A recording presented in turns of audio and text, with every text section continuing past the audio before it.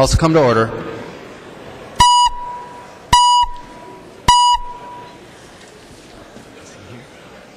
Is he here? Okay. Representative Liebling, what purpose do you rise? Point of personal privilege. State your point of personal privilege. Thank you, Mr. Speaker and members. Well, members, I have a House resolution to read that is honoring Elliot Albright, who is our very special page who's here in front of the House chamber. And Elliot, you might want to stand up. Elliot? Okay. So this is, whereas Elliot Albright attained employment as a page with the Minnesota House of Representatives through Kaposia, Inc., and whereas Kaposia is an organization dedicated to enhancing individual lives as well as communities by finding meaningful employment for people with disabilities, and whereas Elliot has overcome multiple difficulties to excel as a page for the Minnesota House Health and Human Services Policy Committee, and whereas this month Elliot was honored for his achievements at Kaposia's annual gala, now therefore be it resolved by the Committee on Rules and Legislative Administration of the House of Representatives of the State of Minnesota that it recognizes Elliot Albright for his courageous perseverance and commends him for his performance as a House page. Thank you, Mr. Speaker.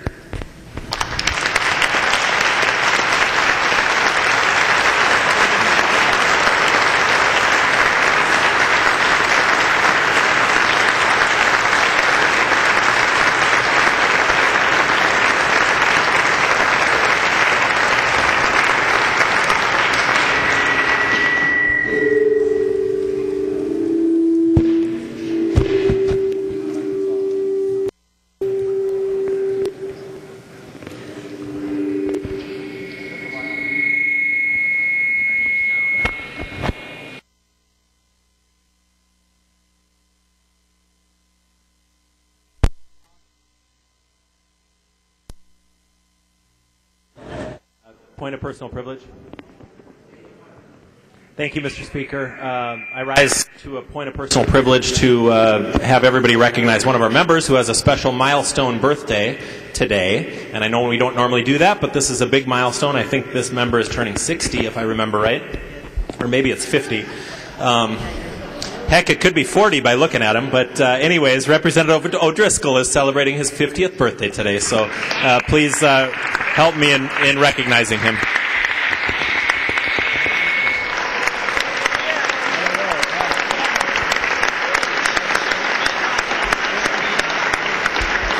And Mr. Speaker and members, as a kind gesture, he has Dairy Queen Blizzards for everybody in the back retiring room immediately following this announcement. And if he doesn't have enough for you, just mention it to him personally and he'll run out and get one for you. So happy birthday. Representative O'Driscoll. Well, thank you, Mr. Speaker. Point of personal privilege. State your point of personal privilege. Thank you, Mr. Speaker. I'd like to correct something that the minority leader said just a moment ago. There are treats back there to help yourself, but they were not blizzards. That was coming from another member on another day, if I'm not mistaken. So, thank you, Mr. Speaker. Calendar for the day. The first bill on the calendar for the day is House File 1981. The clerk will report the bill.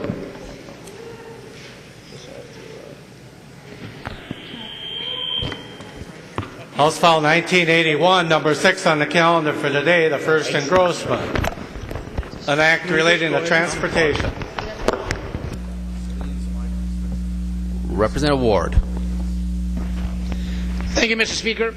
Members, this House File 1981 is actually a bill from the League of Minnesota Cities on behalf of the city of Jenkins, which is in my district. Although, members, I'm guessing that many of you have the same kind of situation that I'm going to present here. This bill is about roads in uncompleted subdivisions in local municipalities. In 2009, I think Representative Nelson, I don't know where he is, but I think Representative Nelson was the chief author of legislation that passed a law providing permissive authority to local road authorities to remove snow from unopened or private roads in uncompleted subdivisions containing 5 or more lots, provided such removal was necessary to provide access for buses, public work vehicles, or emergency response vehicles. The local road authority was granted the authority to impose a reasonable and proportional fee upon the properties located within the subdivision.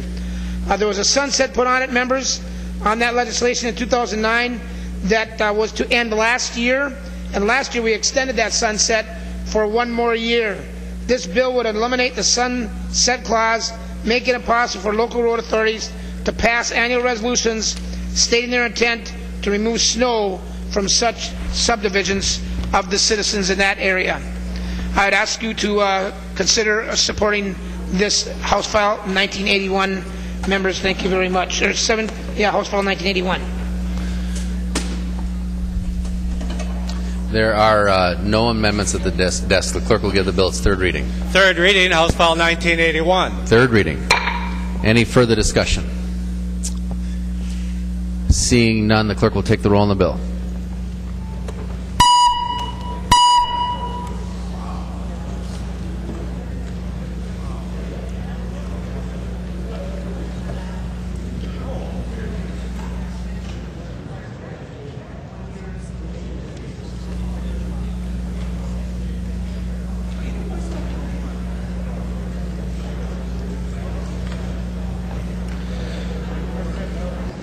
We'll close the roll.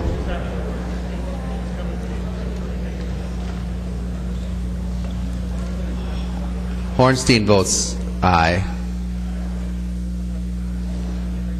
There being 130 ayes and 0 nays, the bill is passed and its title agreed to. The next bill on the calendar for the day is House File 2660. The clerk will report the bill. House File 2660 on the calendar for the day. The first engrossment, an act relating to courts. Representative Hortman. Thank you, Mr. Speaker and members. House File 2660 is a bill that's been brought forward by the Legal Aid Society, and I believe that Representative Scott is co-authored with me. House File 2660 clarifies the Forma pauperis statute. That is the statute that allows very poor people to proceed in court when they cannot afford to pay filing fees. House File 2660 makes 3 clarifications. It clarifies that at the beginning of an action, a court can order a reduced filing fee for people who can't pay.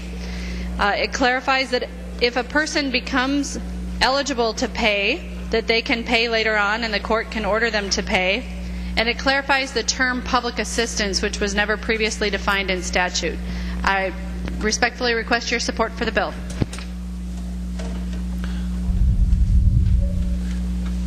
Any discussion to the bill? There are no amendments at the desk. The clerk will give the bill its third reading. Third reading, House File 2660. Third reading. Any further discussion? Seeing none, the clerk will take the roll on the bill.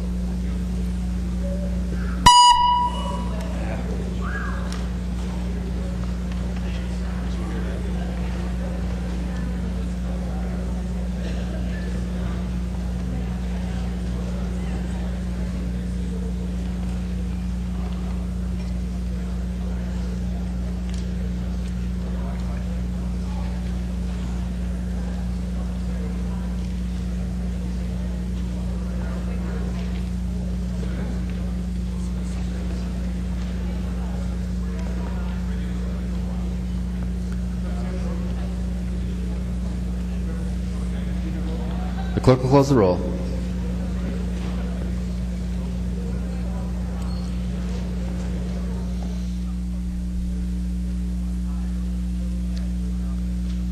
There being 130 ayes and 0 nays, the bill is passed and its title agreed to. The next bill on the calendar for the day is House File 2213. The clerk will report the bill. House File 2213, an act relating to mortgage foreclosures. Representative Hortman. Thank you, Mr. Speaker and members. House File 2213, I have co-authors of Hoppy and Davids on this one. This has been brought forward by the Minnesota Legal Aid Society with the Minnesota State Bar Association to clarify that when we enacted a bill last year pertaining to foreclosures, we did not intend to, nor did we change the statute of limitations. It also makes clear that a small servicer exemption that we provided, instead of lasting for 1 year, will become permanent. I respectfully request your support for the bill. There is an amendment at the desk. The clerk will report the amendment. Dean R. moving to amend House File 2213 as follows. The amendment is coded A1. Representative Dean. Thank you, Mr. Speaker and members.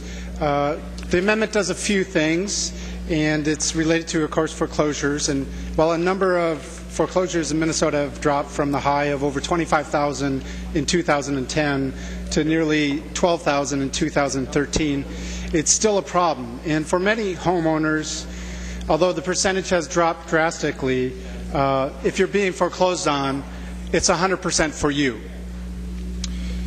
And while the banks are recording record profits, we still have many Minnesota homeowners that suffer from the implications of foreclosures that were related to the predatory lending that took place in the early 2000s throughout Minnesota and in many, many communities where homeowners were actually called and asked to refinance their homes when they may not have needed it at all, and many of them fell victim to what was later to come.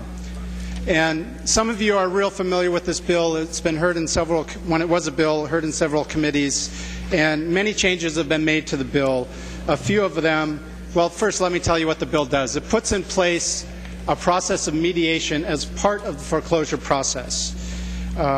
So it will happen contemporaneously with the process the banks would go through in foreclosing on individual homes. It keeps in place the current mortgage foreclosing counseling system that we have in the state, which does a fairly good job, albeit not at the rate that we hoped that it probably would, while less than 25% of the people that are going through foreclosure are actually assisted with mortgage foreclosure counseling, and even less of them are able to stay in their home. You know, it exempts lenders who execute less than 125 foreclosures within a period of a year, and it also addresses the issue of subsequent lien holders, and previous forms of this bill had a clause in it which would actually void a lien in the event that the subsequent lien holder did not participate.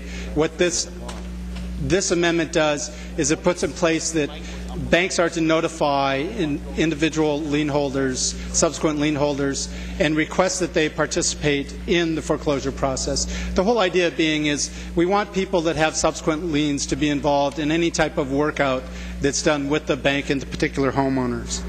Unfortunately, this bill also comes with a $1.7 million appropriation in 2015, and because of that, I'm going to have to withdraw this bill today.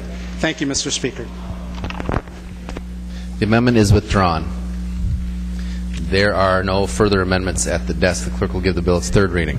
Third reading, House File 2213. Third reading.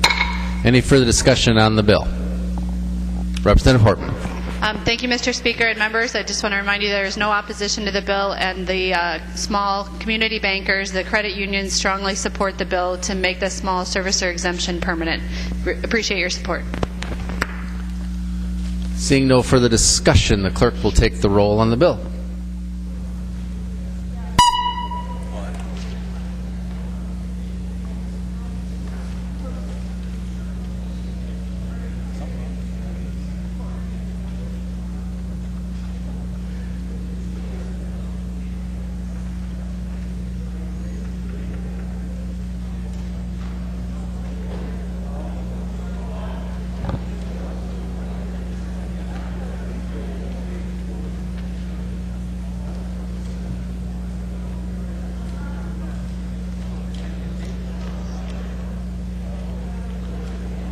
Clerk will close the roll.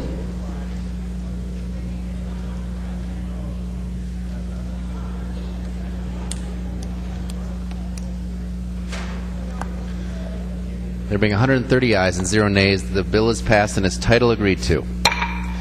The next bill on the calendar for the day is House File 2479. The clerk will report the bill. House File 2479 on the calendar for the day, first engrossment, an act relating to courts. Representative Hilstrom. Thank you, Mr. Speaker and members. Members, this bill was brought to us by the courts. This just allows referees to handle housing court contests when there are actually trials. They're already doing all of the housing court issues, but at any point they can be requested to go to a judge. This just says the referee can do it, and then it will be appealed in the same fashion as if a judge made that decision. I know of no opposition, and Representative Drazkowski is a co-author on the bill. I ask for your support. There's no amendments at the desk. The clerk will give the bill its third reading. Third reading, House File 2479. Third reading. Any discussion of the bill? Seeing none, the clerk will take the roll on the bill.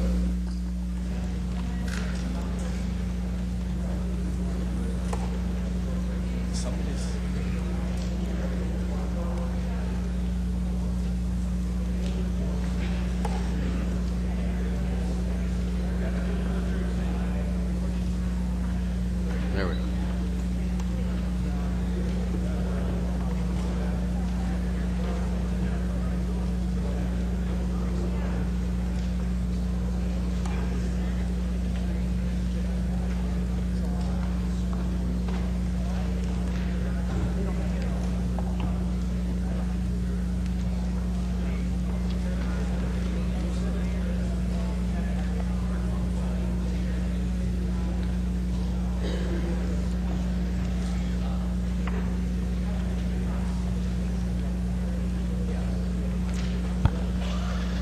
Clerk will close the roll.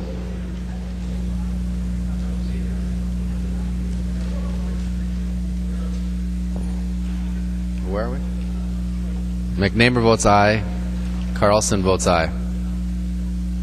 There being 130 ayes and 0 nays, the bill is passed and its title agreed to. Next bill on the calendar for the day is Senate File 2076. The clerk will report the bill.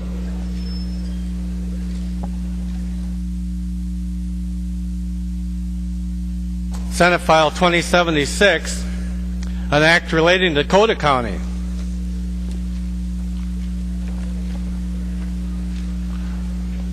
Representative Hansen. Thank you, Mr. Speaker and members. Senate File 2076 is a bill that deals only with Dakota County. It allows them to adopt a modified county manager plan. The county management plan adoption components that it's addressing are not the recorder, auditor, treasurer. Dakota County already has those as appointed positions. But what it would do is provide for the county to have the flexibility to deal with some of the advisory commissions rather than having to come back and change those every time with state law. So I'd ask for your support. There is an amendment at the desk. The clerk will report the amendment. Drazkowski moving to amend Senate File 2076 as follows. The amendment is coded A1. Representative Drazkowski. Thank you, Mr. Speaker. Mr. Speaker, members, Representative Hansen and I have talked about this bill, and we had the bill in the Government Operations Committee. This amendment provides the people of Dakota County the ability to weigh in on a change in their county's form of government. Members, Chapter 375A has written well within it in any other sort of change of structure of a county government, the taxpayers, the citizens of that county have the ability to either exercise a referendum going forward, and in some cases a reverse referendum, to protect their interests should the direction of the county board be one that wants to bring forward a change in the structure of the county government. Members, this would be an exception to what 375A offers and would cut the people of Dakota County out of the ability for them to be the final arbiter of whether or not that county goes to a county manager plan. And this bill is missing this piece, and this is the amendment, members, that I bring forward to offer the people of Dakota County the ability, should they exercise it, should they believe that the direction that the county commissioners are taking their county through a move towards the county manager plan and coming to the legislature piece by piece as they have done so, and we're seeing the final piece of that in front of us, would offer those citizens the same protections, the same opportunities, the same decision making that other counties in the state of Minnesota under Chapter 375A have, should there be a direction taking place in their county for a change in the structure of government. So, Mr. Speaker, I offer this as an amendment to Representative Hansen's bill, and Mr. Speaker, I'd ask for a roll call on the amendment. Roll call being requested. Seeing 15 hands, there will be a roll call. Representative Hansen. Thank you, Mr. Speaker and members. I would speak against the amendment and ask you to vote against it. What we're talking about here in terms of the bill and what Representative Drazkowski is asking for with a reverse referendum is whether or not the county board, the elected county board, has the authority to make changes, for example, changing the county extension board term from 3 years to 4 years, or whether they would change the county corrections board, which was required 25 years ago and is no longer needed, whether that could be abolished. So requiring a reverse referendum is a disproportionate response to dealing with advisory commissions. The county manager decision, which would become effective by resolution of the elected county board, provides a county with a large population like Dakota County, and it only affects Dakota County. Those elected officials, a 7-member board in Dakota County, would have that responsibility. They run for office, they can make those decisions, and they can be accountable for relating to those advisory boards. Any further discussion? Representative Drazkowski. Thank you, Mr. Speaker, and Representative Hansen. The reality is here, though, we are changing or giving Dakota County commissioners the ability to change the structure of their county government. The same this is one of 5 structures, 5 or 6, I believe it's 5 structures that Chapter 375A gives to counties as options for their county to operate under.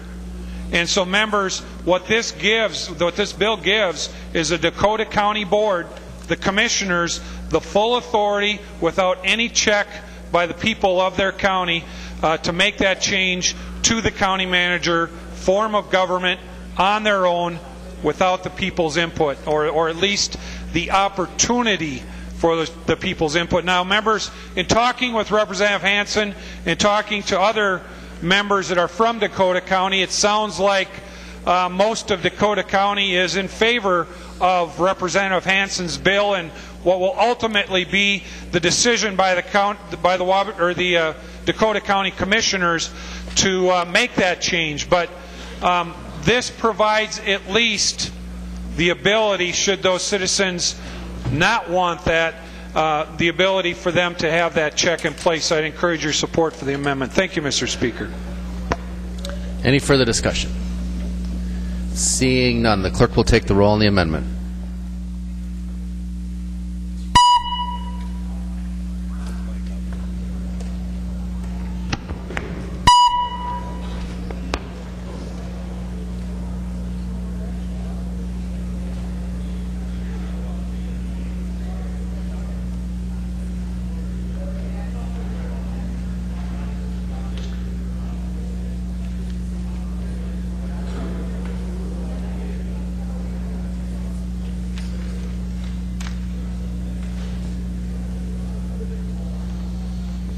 Clerk will close the roll.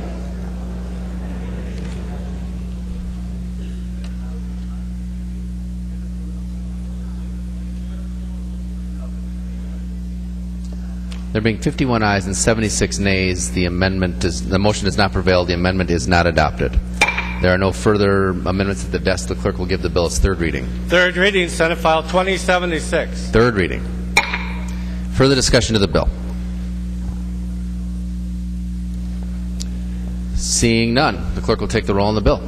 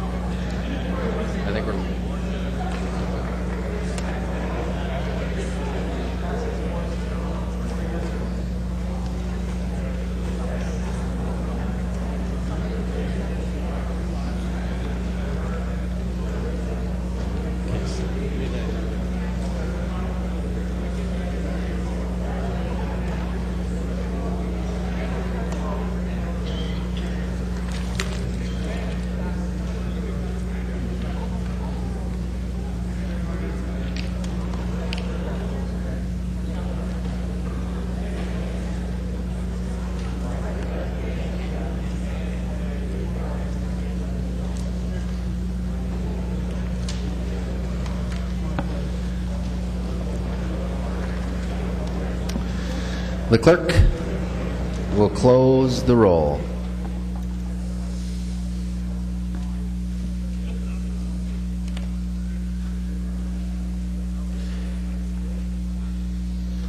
There being 109 ayes and 18 nays, the bill is passed and its title agreed to.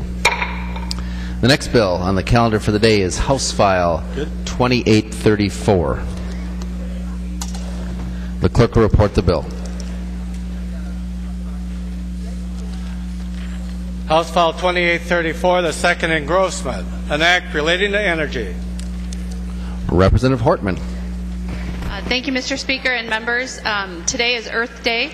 44 years ago today, the country celebrated its first Earth Day. Also 44 years ago today, the United States Congress, in a bipartisan fashion, passed the Clean Air Act, and President Nixon signed it into law. It was a huge step forward in environmental policy in the United States. We're not going to do that today, but hopefully we will emulate what they did in 1970, which was to work bipartisanly in moving good environmental policy forward in the state of Minnesota. We have about 10 small bills rolled into the energy omnibus bill, and I don't know if you can hear me or not because of the sound system. I don't know if the microphone's working. Okay. So House File 2834 has 10 bills that have gone all the way through the process rolled into it. There are 4 Republican bills. There are 6 DFL bills. And what I would like to do is describe to you the bills of mine that are in there and then ask a couple members to yield who have provisions in there. The first bill that's been rolled in is House File 3110. That's a bill that was brought to us by the Legal Aid Society, and it pertains to situations where somebody needs power because of a medical condition. And what the bill does is expand the definition of medical professionals who can certify that the electricity is necessary for the medical condition. I also have House File 2375 that has been rolled into the bill. House File 2375 has 2 provisions. One allows on-bill repayment for energy efficiency investments that a consumer might make. This would allow a consumer to pay back the loan on their energy bill if they make the improvement in conjunction with their utility. It also provides that utilities will look out further in their planning time horizon than they currently do. Those are my 2 provisions, and I would like to at some point ask Representative Anderson to yield to describe the Hollydale provision which is in this bill. But at this point, I will ask Representative Morgan if he could yield and describe the portions of the bill that pertain to his bills. Representative Morgan will yield. Representative Morgan. Thank you, Mr. Speaker. Representative Hortman, Section 3 of the bill is about market transparency for solar energy, renewable energy. It provides more accurate information on the renewable energy market in Minnesota to help businesses and consumers make better decisions, more educated decisions, and also help policymakers track our progress towards renewable energy goals. Sections 12 through 15 of the bill, also a bill that I carried, provides guidelines regarding the rights and responsibilities of homeowners and homeowners associations for the installation of roof-based solar energy systems. Representative Hortman. Thank you, Mr. Speaker. If Representative Seltzer would yield, I'd like her to explain her section of the bill. Representative Seltzer will yield. Representative Seltzer. Thank you, Mr. Speaker. Section 2 of the Energy Policy Bill was brought to me by the folks from Xcel Energy and also the Energy Sense Coalition as a smarter, more targeted way to provide energy assistance for our lowest income Minnesotans. Xcel has had an energy assistance program that has been authorized by statute since 1994, and initially it included a flat monthly discount to those that qualified for the federal assistance program LIHEAP. But in 2000 it became apparent that that program was not sufficient to meet the needs, and so at that time the statute was amended to target a portion of the low income discount or LID funds to households that had the highest proportion of their income being devoted to electric bills. So the goal was that those with the lowest of incomes would devote no more than 3% of their incomes towards energy, and that way fewer disconnects would occur. And that new program was called the Power On program. But right now, the LIHEAP program is currently funded at a level sufficient to provide a 50% discount on the first 400 kilowatt hours consumed in a month by low-income customers.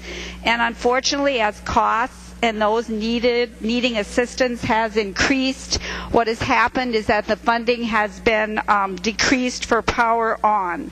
So what this bill does is retains a $15 per month subsidies for those who receive the low-income discount. And of course, folks who are spending more than 3% of their income on energy would still qualify for the Power On subsidy. And in addition to that, my Section 2 contains a provision that will increase funding for the program in direct proportion to the percentage that the PUC increases residential rates. And this way, XL and the Energy Sense Coalition feels that we'll be able to in a more targeted, smarter way, serve low-income Minnesotans in the future to meet their energy needs. Representative Hortman. Thank you, Mr. Speaker. I would like to ask Representative Garofalo if he would yield to explain his sections of the bill. Representative Garofalo. Thank you, Mr. Speaker and members. First of all, Section 4 of the bill creates what is a new tariff rate for electric cars. And just to be clear, right now, when someone has an electric vehicle and they go home and plug their car in, they pay a same flat rate. Whether it's 5 in the afternoon, 5 in the morning, they pay the same retail rate. Unfortunately, for those of us who do not own electric vehicles, that's not the real cost of it. On the wholesale market, there's wide deviations in the pricing on the wholesale market. So energy is cheapest in the middle of the night. What this does for just investor-owned utilities is it gives them the opportunity to offer this rate so that those who own electric vehicles are incentivized to plug their vehicles in overnight at a much lower cost. Now, they certainly receive a benefit, but more importantly to the rest of us who do not own electric vehicles, we don't have to pay for those higher costs of somebody plugging it in the middle of the day when energy prices are at their highest. In addition, Section 8 of the bill involves a certificate of need process. For only those projects where there are no costs or no impacts to Minnesota ratepayers, where generation is being created and all the energy is being exported, then the certificate of need process doesn't take place. Quite simply, the certificate of need process exists to protect Minnesota ratepayers, to make sure that unnecessary generation is not built. This is a streamlining of regulatory procedures and can be used to enhance other forms of generation in the future. I want to thank the stakeholders for their involvement on that. And then finally, on sections 9 through 12 of the bill, 9 through 11 of the bill, this provides regulatory certainty and provides definitions of what large solar projects are. Again, this is streamlining the regulations so that while I was opposed to the mandates that were passed last session, this will help alleviate the costs that are imposed by ratepayers. Thank you, Mr. Speaker and members. Representative Hortman. Thank you, Mr. Speaker. I'd like to ask Representative Anderson if she would yield and explain her provision in the bill. Representative Anderson. Oh, thank you, Mr. Speaker, and thank you, Representative Hortman. My provision of the bill is something that all of us voted on last year 3 different times in the positive. It is related to Hollydale Power Line within my district, and it's making sure that the power company is adhering to the law that was passed last year by the House and the Senate, and signed into law by Governor Dayton. What it does is it allows for the consideration of alternatives that were part of the proposal in putting this power line through the community. With that, I will yield back to Representative Hortman. Representative Hortman. Thank you, Mr. Speaker. And then the last provision in the bill, and I didn't ask Representative Erickson to yield because I changed his provision quite a bit from how he introduced it. Senator Skoye and Representative Erickson introduced a bill to ask the Legislative Energy Commission to look at the propane crisis in Greater Minnesota and steps that could be taken to avert such a crisis in the future. The original bill just asked us to look at adding more natural gas piping to Greater Minnesota, but I expanded the language to look at a variety of alternatives, including more piping of natural gas to Greater Minnesota to avoid a situation like this in the future. And with that, Mr. Speaker, I'm ready for the amendments. There are amendments at the desk. The clerk will report the first amendment. Hortman moving to amend House File 2834, the second engrossment as follows. The amendment is coded A19. Representative Hortman. Thank you, Mr. Speaker and members. This is House File 2541 in the A19 amendment. It is the Department of Energy Resources policy bill. It is also sitting on the General Register, and just in the interests of floor economy, I thought I would amend it to this bill rather than having another discussion on energy a different day. It does two simple things. It changes the renewable energy production incentive payments for biogas facilities. It extends the deadline from 2015 to 2017, and it changes the PACE program so that a person could make an improvement to their home and or to their business and repay it over 20 years rather than just over 10. You could still do a 10-year payback if you wanted, but it allows you the freedom to do 20 years. We had a good discussion of the real estate ramifications of this bill in the Government Operations Committee, and Representative O'Driscoll asked a lot of good questions, and I request your support. Representative Beard. Mr. Speaker, if the author of the amendment would yield to a question or two. She will. Representative Beard. Thank you, Mr. Speaker. Chair Hortman, on this amendment, referring particularly to the on-farm biogas provisions, this obviously has a financial implication, and I think we might have skimmed over it in committee, but I just wanted to ask here on the floor, the renewable energy production incentive that we're paying to these people who've invested in this, can you remind the body where that money comes from? Representative Hortman. Thank you, Mr. Speaker, and Representative Beard. Yes, in 1994, when the Prairie Island legislation was under consideration to store casks, at that time, Representative Carlson, who, by the way, had a birthday recently, so people might want to wish him a belated happy birthday, was on the conference committee where they established the Renewable Development Fund. So as you know, Representative Beard, the Renewable Development Fund is money that Excel ratepayers pay into a fund so that we can research different renewable energies so that hopefully we don't have to store more casks in the future. Representative Beard. Thank you, Mr. Speaker. Thank you, Chair Hortman. Members, I just wanted to point out that Excel ratepayers are paying this money that's being spread around the state, because I'm not sure, if I recall right, that any of these biogas, on-farm biogas facilities are actually in Excel ratepayer territory. So I just wanted us to be aware of the policy implications of that.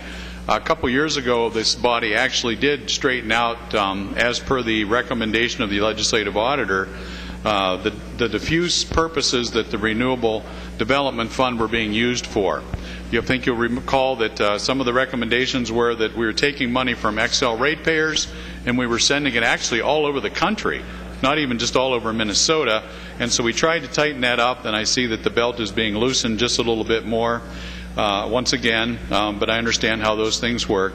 Mr. Speaker, if the Chair would yield to one more question. She will yield. Representative Beard. Thank you, Mr. Speaker. And Chair Hortman, do we know how many of these on-farm biogas facilities are out there? I know I've seen a massive one that actually seems to be paying for itself and doing useful work for a large dairy operation, but can you tell us how many individual farmers are benefiting from this payment for these facilities? Representative Hortman. Thank you, Mr. Speaker, and Representative Beard. Less than 10, I'm told by the Department of Commerce, less than 10. Representative Beard, okay. Any further discussion on the amendment? Seeing none, all those in favor of the amendment say aye. All opposed, no. The amendment prevails. The motion prevails. The amendment is adopted. There's another amendment at the desk. The clerk will report the amendment. Hortman, moving to amend House File 2834. The second engrossment as follows. The amendment is coded 824. Representative Hortman. Thank you, Mr. Speaker and members. You might remember the first day of session, we worked extremely quickly here in the Minnesota House because we're efficient compared to the folks across the hallway. We passed $20 million in energy assistance because of the propane crisis hitting the state of Minnesota. Our friends in the Senate, instead of passing that bill unamended and sending it right to the governor's desk, amended the bill. I think they were trying to force a conference committee, but we in the House just concurred, and we got that bill to the governor's desk because we wanted to get the relief to the people who need it as quickly as possible. The amendment they added in the Senate restricted the community action programs administrative expenses to 5%. They are set under federal law at 10%. They can't operate these programs at 5%. Senator Julie Rosen raised this issue on the Senate floor, and tried to get the Senate to not add that amendment and just send the assistance right to the governor's desk like we were planning to do. She was not able to prevail upon them, but I think the House, as always, should clean up the Senate's messes, and I would request your support. What the amendment does is it allows the caps to spend up to 8% on administrative expenses. Any discussion? Seeing none. All those in favor of the amendment say aye. Aye. All opposed, no. The motion prevails. The amendment is adopted. There is another amendment at the desk. The clerk will report the amendment. Hortman moving to amend House File 2834 as amended as follows. The amendment is coded A25. Representative Hortman. Thank you, Mr. Speaker and members. Because there are 10 smaller bills in this bill, of course, as the bills go through the process, there's always little things that you catch at the end that are of a technical nature, and the A25 amendment contains all the technical changes that needed to be made to the 10 various bills. The only substantive addition in the A25 amendment is with regard to the Homeowners Association provision. With Representative Morgan's bill, the advocates going even further towards the homeowners associations and those provisions. There is an amendment to the amendment at the desk. The clerk will report the amendment.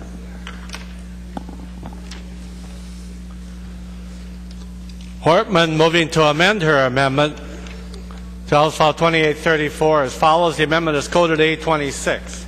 Representative Hortman. Members, this is to deal with the data that's collected in the bill. Representative Scott raised a good point that we needed to make sure to reference the Data Practices Act so that any data that's handled, that would be collected is handled pursuant to the Data Practices Act. I'd respectfully request your support. Any discussion of the amendment to the amendment? Seeing none, all in favor say aye. All opposed, no. Motion prevails. The amendment is adopted.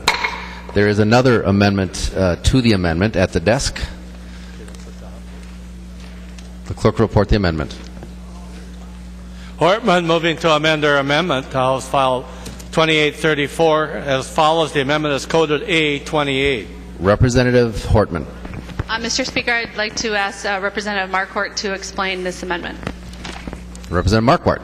Thank you very much, Mr. Speaker and members. And the A28 amendment is really the compromise language of a bill that I carried, House File 2537, dealing with consumer protections on propane. And it's a compromise language between the propane dealers and the Department of Commerce. And I think what it does is really strike a very nice balance between providing transparency, predictability, and ease of mind, if you will, for the consumer, but also making sure that it's providing for the propane dealers profitability and competitiveness.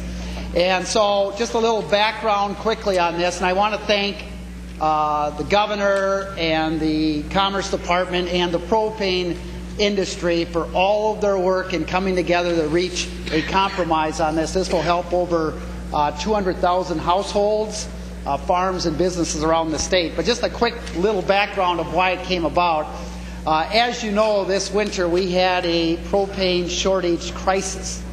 And prices for propane that in October were about $1.67 a gallon spiked at some points to about $6.67 a gallon. It was probably an average of about $4 a gallon throughout. And so there's a number of people that were seeing prices spike. They were having problems getting deliveries at times, and I have to say that the propane dealers really stepped up to the plate. They doubled the amount of deliveries they normally do in a year.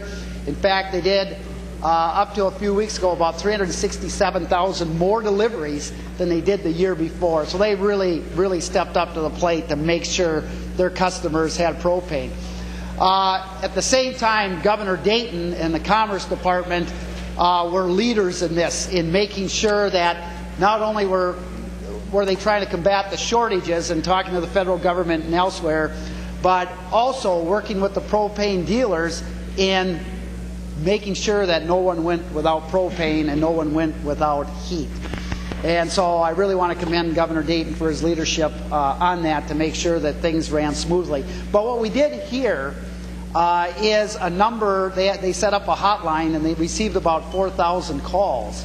And a lot of those calls were people who were completely out of propane, or they were getting close to being out, or there had been additional fees, or whatever that was the case. So we went to the drawing board and came up with a number of things, and basically here's what the amendment does. I will briefly go over it. Section 3 deals with providing more transparency for customers and in having propane companies talk about what their prices are and the price ranges. Section number 4 deals with budget payment plans. That is, if a company does a payment plan, they're required to offer the same plan to everyone, including the low-income heating energy assistance program customers. Section 5 is propane purchase contracts. It says that if there is a pre-purchase agreement, that the propane company cannot add extra fees with those unless there's extenuating circumstances that occur. Section 6 is terms of sale. It says that propane companies must sell to those who are providing the payment in cash and also to LIHEAP customers.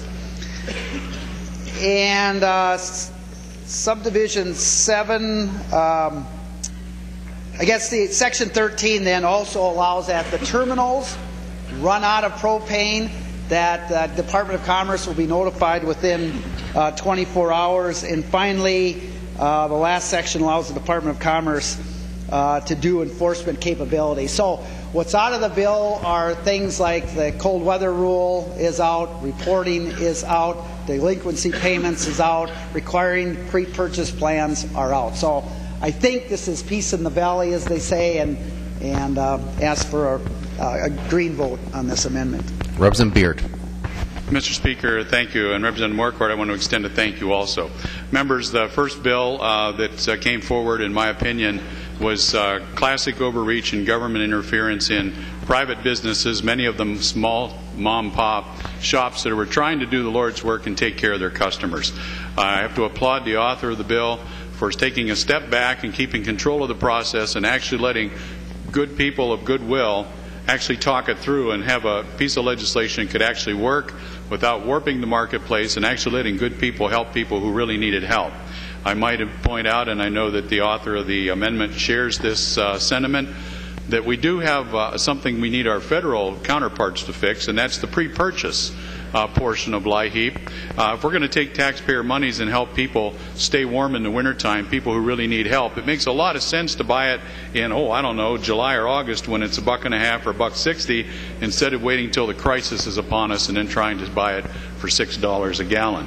That is not our issue, but I just want to say thank you to Representative Marquardt for taking a bill and actually making it workable so that we can support it on both sides of the aisle. Thank you. Representative Garofalo. Thank you, Mr. Speaker. Would the author of the amendment to the amendment yield to a question? Representative Marquardt? Yeah. Representative Marquardt will yield. Representative Garofalo. Thank you, Mr. Speaker. Representative Marquardt, I have noticed, first of all, I want to echo Representative Beard's comments that he made to you about moving forward on this and working with the stakeholders and getting an agreement on it. The problem I have with this is the process, and let me explain why. The way you've structured this amendment to the amendment, there is no way for any member of this body to amend this section that you're including in the bill. Can you just explain to me what that decision-making process? Again, I agree with the subject matter of that section, but this seems to be a way that the legislative majority is using to prohibit anyone from offering amendments to bills on the floor. And I would just ask you to respond to that section of the bill. Representative Marquardt. Thank you very much, Mr. Speaker. Representative Garofalo, it's probably best if the author of the bill and the amendment would answer that question. Representative Garofalo. Thank you, Mr. Speaker. And Representative Hortman doesn't have to yield to the question. I just want to bring this up as an example of why I really do not like this rule we have in the House floor for the 24-hour rule. This gives people in the legislative majority the opportunity, by submitting an amendment to an amendment with a substantial policy bill, which I agree with the policy in that matter. However, the body is prohibited by its rules from offering any amendments or any changes to this section of the bill because it's an amendment to an amendment. I have none today for this bill, but this is something that is definitely ripe for potential abuse in the future. Thank you, Mr. Speaker. Representative Hortman. Well, I just wanted to briefly apologize to Representative Garofalo that it did come about this way. We did have the A20 submitted, and then we got feedback from the stakeholders, and that's why we drafted the A28 later on. And I would agree it's the rules that caused it to happen. But there will be other bills moving through the process where propane is germane. Any further discussion? Seeing none, all those in favor of the amendment say aye. All opposed, no. The motion prevails. The amendment is adopted. I think we can do better than that, members. There is another amendment to the amendment. The clerk will report the amendment.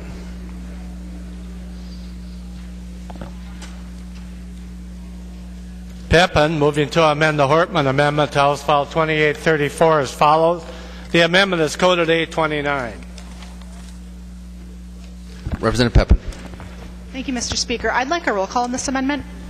Roll call has been requested. Seeing 15 hands, there will be a roll call. Thank you, Mr. Speaker and members. Just looking at the underlying bill in Section 12, it says that a private entity like a homeowners association may not prohibit the solar energy system from being installed in a single-family dwelling. And so my amendment simply says that, look, if the homeowners association can't prevent someone from putting in solar panels, then why should they be able to prevent folks from putting up lawn signs? I think this is a freedom of speech issue. We allow flags. I think we should allow for political signs. If you note in my amendment, it doesn't just give carte blanche authority to do whatever you want. There are still some limits the homeowners association could implement, and I just think it's a common sense amendment, and I would ask for your support. Representative Hortman. Thank you, Mr. Speaker, and Representative Peppin. We talked before session today. I let Representative Peppin know I really like your amendment, and I would co-author a bill that had the exact same language, and I think we would move it through the process and have a robust discussion in government operations and other places and do it the right way. I couldn't agree with you more. However, the homeowners associations are a very strong organization. They have very strong opinions on legislation that we move through that has infringements, in their view, on an association's right to control what happens in their association. Representative Morgan worked with them over a series of the last 2 months, several meetings, and made probably 12 different changes along the line to address their concerns and change the bill really dramatically from when it was introduced to when it got to the floor. And although I agree with the sentiment that you're expressing, I would ask members to please vote no on the amendment because it greatly expands the scope of the bill. This is an energy bill. It's not about campaign signs. And as much as we all might want to put campaign signs in as many places as we can get them, this is sort of the wrong time and wrong place for this language. So I'd respectfully request members to vote no on the Peppin amendment. Any further discussion? Seeing none, the clerk will take the roll on the amendment.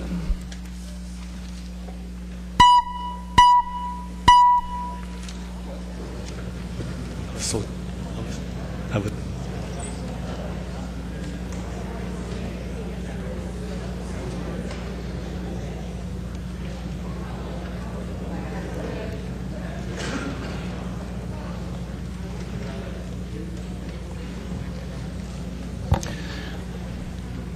The clerk will close the roll.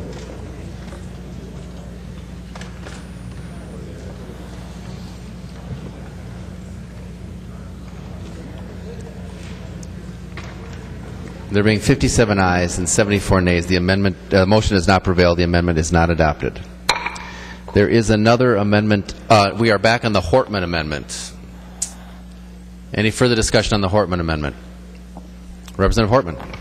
Thank you, Mr. Speaker. Members, so we're back at the 825, which is the technical amendment, which has been enhanced by the Marquardt Propane Consumer Protection Amendment and the data practices protection raised by Representative Scott. I would appreciate your support. Any further discussion? Seeing none, all those in favor of the amendment say aye. Aye. All opposed, no. The motion prevails. The amendment is adopted. There's another amendment at the desk. The clerk will report the amendment.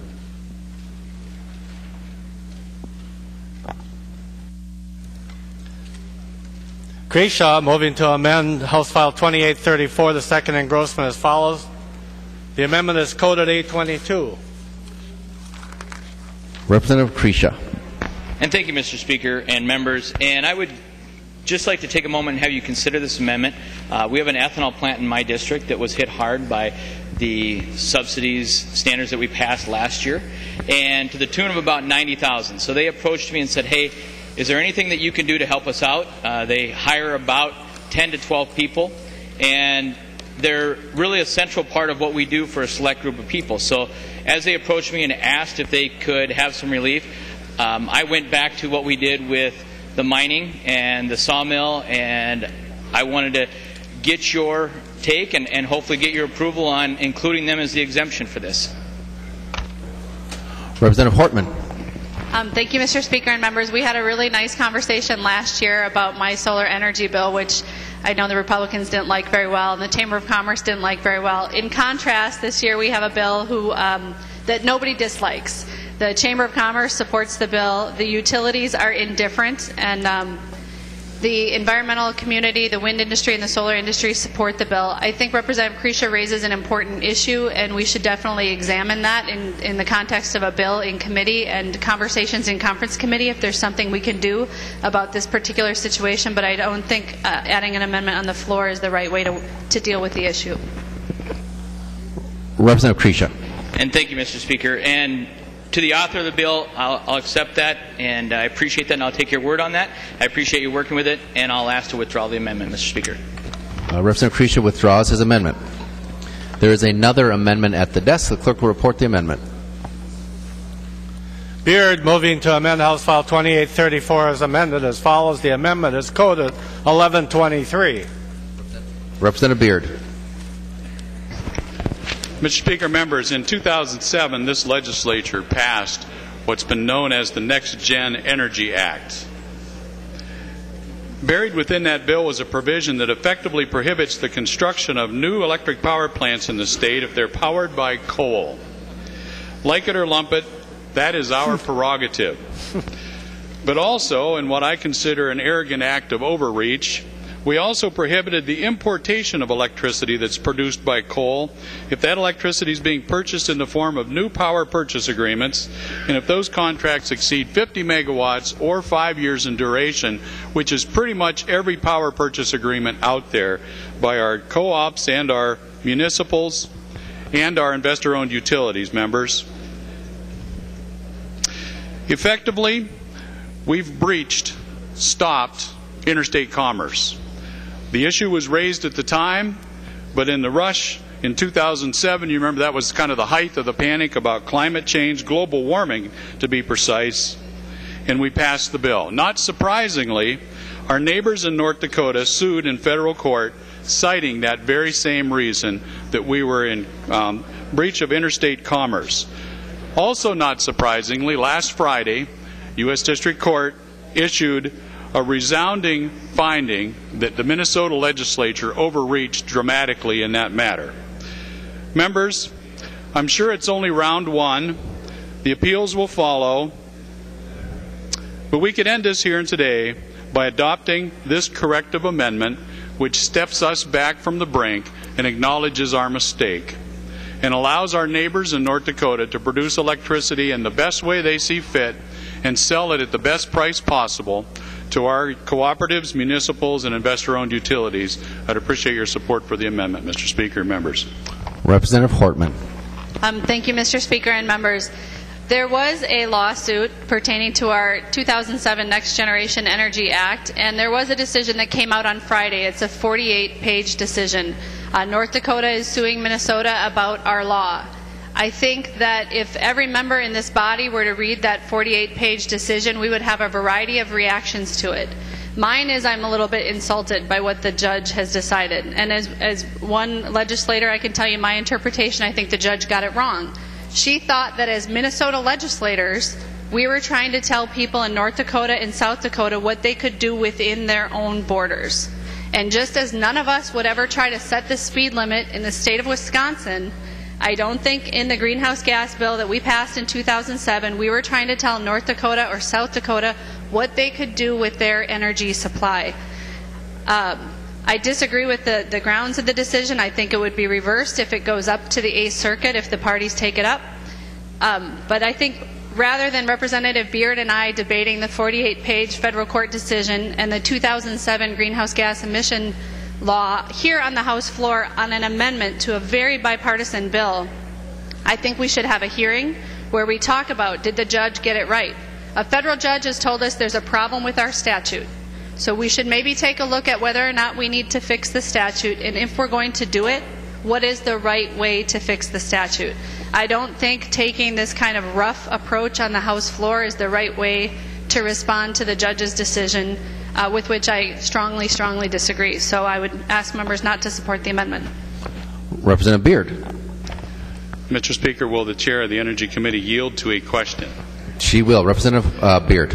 Chair Hortman, I thought I heard some things in there about a possible committee hearing sometime in the next couple of weeks while we're still here, if we are, where we could actually parse this decision and have an honest chat about what's going on there. Is that what I heard? Representative Hortman. Thank you, Mr. Speaker and members. Yes, Representative Beard, I would like to have a hearing in the Energy Policy Committee. The plan right now is 9 a.m. Monday, April 28th, and the agenda would be House File 2883, which is a bill I drafted after the oral arguments were heard, and we thought that the judge might not be seeing things the way that I thought she should be seeing things, but we would definitely be entertaining amendments to House File 2883 if we are able to have such a hearing on Monday. It's kind of up to leadership. Representative Beard, and I'm not going to yield. Okay. Mr. Speaker, I wouldn't ask you that. I'd send a page with a note, but we'll take... Just kidding. Well, Madam Chair, thank you for that commitment. And members, you should know that obviously I see this 180 degrees out of phase. That's an electrical term, by the way, with Chair Hortman. I think the judge took time to understand exactly what the issue was about and that she got the decision right. Now, I know that there's going to be appeals. Our friends in North Dakota have already committed that they'll appeal this as far as they have to, and they have a difference from us in that they have huge budget surpluses and, oh, by the way, a hydrocarbon-based industry that's helping them fund their pursuit of justice in this case. We don't.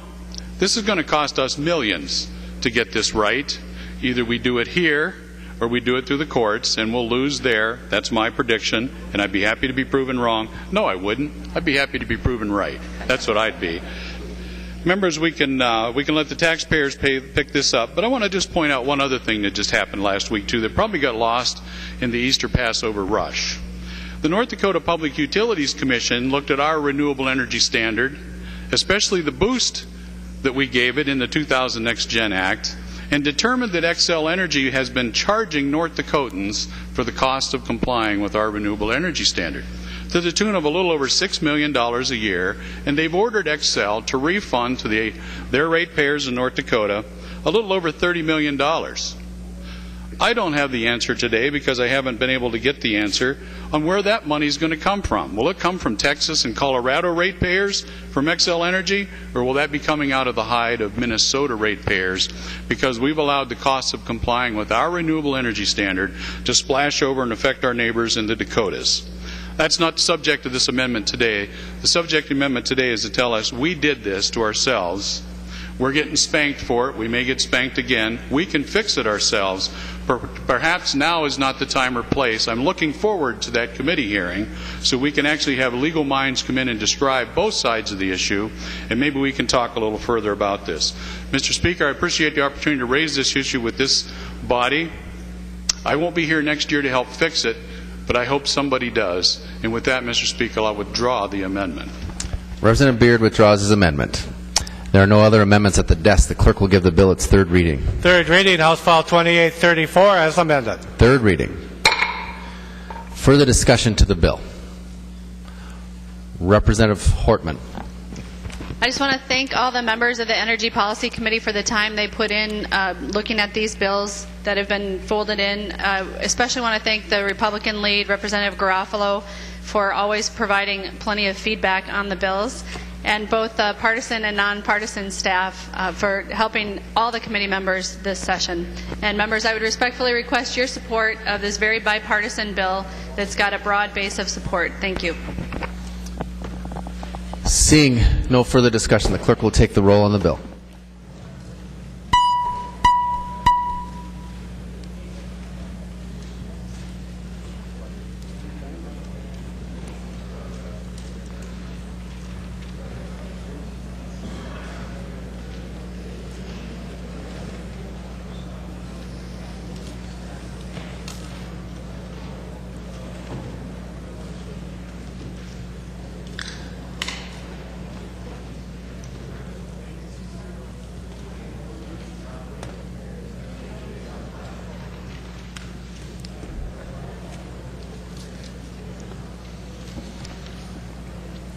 The clerk will close the roll.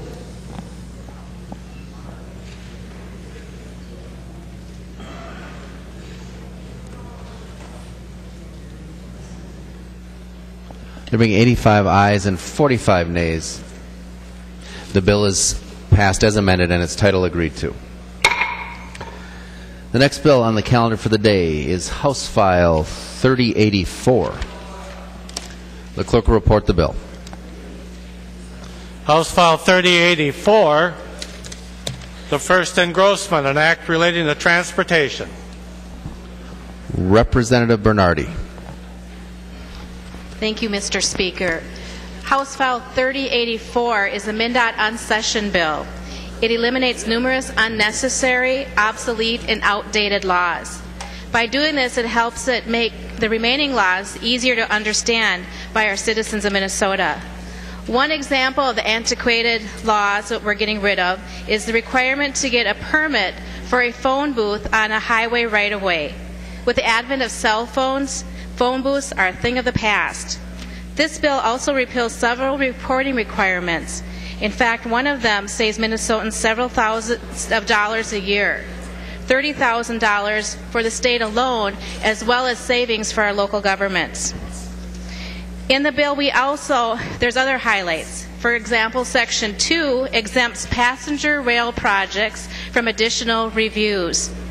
Several changes are made to the state aid program for cities and counties, as well as repealing a transportation revolving loan fund, which saves local government from the burden of dealing with this unused program. There are several provisions that eliminate outdated financial language, bringing us to the 21st century, such as warrants for payment to local governments. Warrants is an old term for a paper check. These days, MnDOT makes payments to local governments by electronic fund transfers. We're also repealing separate authority for MnDOT for professional technical contracts. MnDOT uses authority that our other agencies use under Chapter 16C instead. This language that we're repealing has never been used. There are quite a few repealers to railroads and motor carriers. These entities used to be regulated at the state level, but have since been deregulated, or in the case of railroads, are now regulated by federal law. Finally, some obsolete and unnecessary laws related to aviation are repealed. These provisions are duplicative or haven't even been enforced. Article 2 of the bill contains conforming changes recommended by the Revisor's Office. The provisions in this bill help government to be more efficient and accountable. It says the legislation saves money and makes transportation laws easier to understand. The bill has had 3 committee hearings and in its current form has no opposition of any kind in the provisions that are contained in this bill. I ask for your support for this legislation. Thank you. There is an amendment at the desk. The clerk will report the amendment. McNamara moving to amend House File 3084, the first engrossment as follows. The amendment is coded A5. Representative McNamara. Thank you, Mr. Speaker and members. This is a really good amendment. Should be non-controversial, and maybe it was just an oversight that Representative Earhart didn't give me a hearing. It's, I think, it takes care of a shortfall in current law. Under current law, this time of year when we have weight restrictions are still on in most of Minnesota yet, we allow the garbage trucks to have an exemption so they can travel on our city streets and pick our garbage up. But unfortunately, I think it was an oversight. And the portable toilets, if you can imagine, those trucks can't travel from our city parks and different house construction and job sites to clean out the toilets. My bill is a good one. It only exempts the small, little, like 1-ton trucks that would allow them to service our portable toilets at these sites. It's really important, and it would allow them to meet the law, and I would appreciate members' support. Thank you. Representative Bernardy. Thank you, Mr. Speaker. I ask members to oppose this bill. It's important to note that what's trying to have happen here. Right now in Minnesota, we have seasonal limits for axle weight, and in Minnesota for our recyclers at this time of the year, it's 14,000 pounds per axle. So this is really a departure from that, and it really hurts our local governments on their roads, and so I ask for a no vote. Thank you. Representative McNamara. Thank you, Mr. Speaker. In anticipation of getting a hearing, which I didn't get, I did reach out to local units of government and to the townships, and none of them were opposed to the bill. So, Mr. Speaker, I'd ask for a roll call. Roll call being requested. Seeing 15 hands, there will be a roll call. Representative Abler. Happy spring, Mr. Speaker. Would the author amendment yield for a couple of questions? He will yield. Representative Abler. Yeah, I don't want to ask them that. Would I find these receptacles, these bathroom facilities, like at a park or like a weekend softball tournament or something? Is that where I'd find these kind of porta potties we're trying to get emptied? Representative McNamara. Thank you, Mr. Speaker. And Representative Abler, yes, where we found problems is when people are in the neighborhoods and like a house is under construction, the service provider can't get to the toilet for a period of up to 6 weeks because their truck literally can't go there. They're overweight. The local municipalities will put a 5-ton restriction on, and these are just the small trucks that we need to empty the toilet. You can imagine if the house was under construction next to either the McNamara residence or the Abler residence or the Bernardy residence, that could get rather smelly, and so this would just allow that to not happen. Representative Abler. Well, Mr. Speaker, members, I just had a thought about another group of people. I've raised a few boys. We've been in a lot of softball tournaments. And you know how those some of those weekends are coming up, finally got warm, we're all eager to go, and you go to one of these places and you got the nastiest facilities out there, and so I don't know, I wouldn't want to vote against letting my family have a clean bathroom at a nice park on a Saturday on the weekend. And so if I would vote no on your amendment, would I be like just helping to support those nasty things that have been going on weeks and weeks at some little rec park? Mr. Speaker, I hope we all vote yes on this amendment. Thank you. Any further discussion? Seeing none, the clerk will take the roll on the amendment.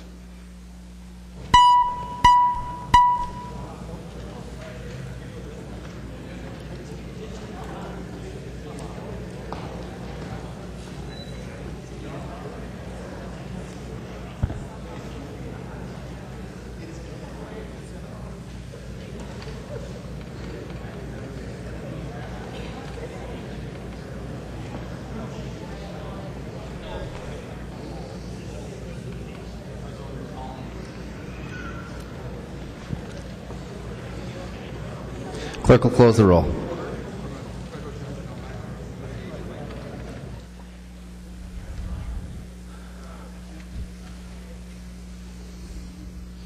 There being 64 ayes and 67 nays, the motion does not prevail. The amendment is not adopted. There's another amendment at the desk. The clerk will report the amendment.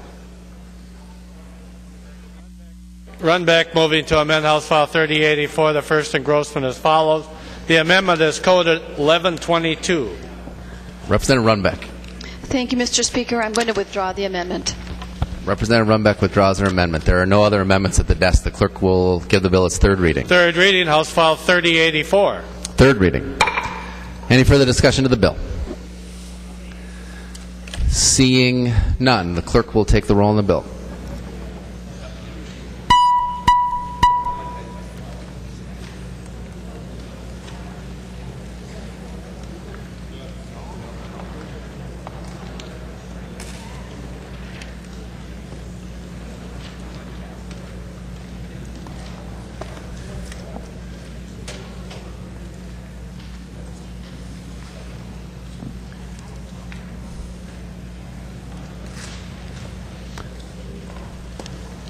Clerk will close the roll.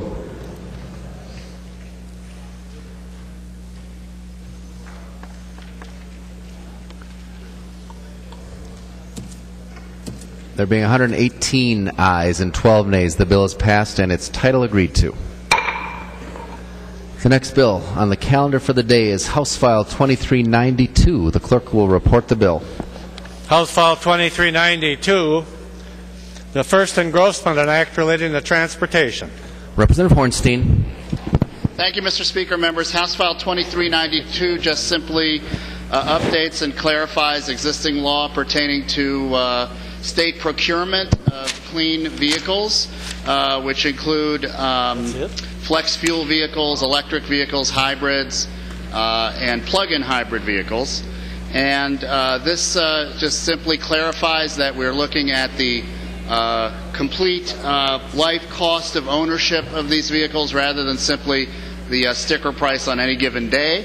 I want to thank Representative Drazkowski for helping with some additional language in this bill, or clarifying some of the existing language in the bill to make it a little clearer. And with that, the bill passed unanimously in the Gov Ops Committee. There's a broad range of interests that are supporting this. For example, General Motors, Xcel Energy, Fresh Energy, which is an environmental organization. You don't see this kind of coalition very often. So, members, there's broad consensus that this is a good improvement to existing law, and I would ask for your support.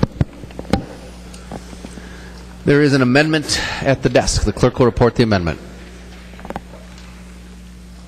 Leidinger moving to amend House File 2392, the first engrossment, as follows. The amendment is coded A2. Representative Leidinger. Thank you, Mr. Speaker. And Representative Hornstein, thanks for the for your bill, but I think it's about 4 years premature. I think someday that we're going to get there, and I think taking the overall cost of the vehicle is important. However, what we don't have is any kind of performance criteria put into this bill, and that's where this amendment comes in. I think we need to have a starting point on performance. And let me tell you why. When you go back and look at a lot of the statistics of electrical vehicles, we're still at a point where we're only getting, for instance, the Chevrolet, the 2014 Chevrolet Spark, we're only getting 82 miles before we have to get it recharged. And charging time is still out at 7 hours for that particular vehicle. And you go on to like the Ford Focus, which a lot of people know about. It's 76 miles that you get before it has to be recharged. And there it takes 3.6 hours to recharge the vehicle. And it goes on and on. I mean, we're not there with a performance machine that's going to do the work that is necessary for our state workers. And I'm very concerned about the amount of money that we're going to be spending towards this, and especially the way it is written, where we're telling the Commissioner, you shall be buying these vehicles. I don't think we're there yet. And I believe that we need to have performance criteria infused into this particular bill if it's going to go this way, or the bill should not pass. That's Representative Hornstein. Thank you very much, Mr. Speaker. Thank you, Representative Leidinger. The issue here is that we are updating our existing policy. And by the way, I want to remind folks that this has been a bipartisan policy. This language originally was crafted by myself and Representative Broad when she was in the legislature. And I want to also thank Representative Garofalo for his 2 electric vehicle provisions that we just passed. But the issue here is that we need to have more charging stations, clearly, and those are coming online as local governments adapt to the growing popularity of these vehicles. So charging stations are coming online. I think you're putting the cart before the horse here, because if we're not going to promote electric vehicles, we're not going to be promoting the charging stations that are necessary to accommodate them. So, members, I would ask for a no vote on this amendment. Representative Leidiger. If I may ask Representative Hornstein a question. He will yield. Representative Leidiger. All right. Representative Hornstein, for an example, are we going to be taking into consideration the costs that are being expended by people waiting to have these vehicles charged?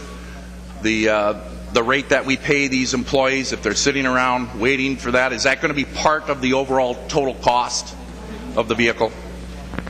Representative Hornstein. Mr. Speaker, Representative Leidiger, I don't know specifically how the automobile companies come up with the sticker prices for their individual vehicles, but the issue here is what we're dealing with here is cost, life cycle costs. We're improving and clarifying existing law so that some of the concerns, the very concerns you're raising, Representative Leidiger, are addressed when the state goes about purchasing these electric vehicles. There's one long-range vehicle, according to the Department of Administration, that's that would be under the category that you're worried about, and that's a Ford Transit Connect vehicle that makes some trips to and from St. Peter, and there have been no problems with this particular vehicle. Some of the vehicles are just, for example, used for maintenance on the Capitol grounds. They're not going that far. So to say that we're going to prohibit all electric vehicles, the state from purchasing all electric vehicles until there's more charging stations, I think is a bit extreme, and I think is unfortunate. We're simply clarifying some policies around the cost of these vehicles, which I think is good bipartisan policy because it's dealing with life cycle costs, not simply the upfront costs. And that's really the gist of this legislation. Representative Leidiger. Thank you, Mr. Speaker. Well, I appreciate that answer. You know, what this particular amendment does is it infuses at least one performance criteria that I think we need to look at within your bill. I think it improves your bill. I think it, it asks for comparative mileage ranges to similar vehicles that we're already purchasing, and I think it's a far better use of the taxpayers' money that we look at a performance criteria. So I recommend green vote on this amendment. Seeing no further discussion, all those in favor of the amendment say aye. All opposed, no. The motion does not prevail. The amendment is not adopted. There's another amendment at the desk. The clerk will report the amendment. Erickson S. moving to amend House File 2392 as follows. The amendment is coded A3. Representative Erickson. Thank you, Mr. Speaker and members. I offer this amendment because keep in mind that this is a bill for procurement by the state of Minnesota. And in my district, I have an industry, E-Ride Industries, that manufactures mini trucks and, of course, all electric, and also electric vehicles. And it has come to my attention that the state of Minnesota has looked at these kinds of vehicles manufactured partly in the United States and partly in China or other countries abroad. And it is often true that those vehicles that are then put together in the United States can't always carry the 1,000-pound payload, which is what my amendment is requiring. So, members, I would ask for your support and hope that Representative Hornstein can accept this as a friendly amendment so that we can have business done in Minnesota and that all of the parts of an e-vehicle, whether it's a mini truck or otherwise, are made and produced in Minnesota. Representative Hornstein. Thank you, Mr. Speaker, and thank you for the amendment, Representative Erickson.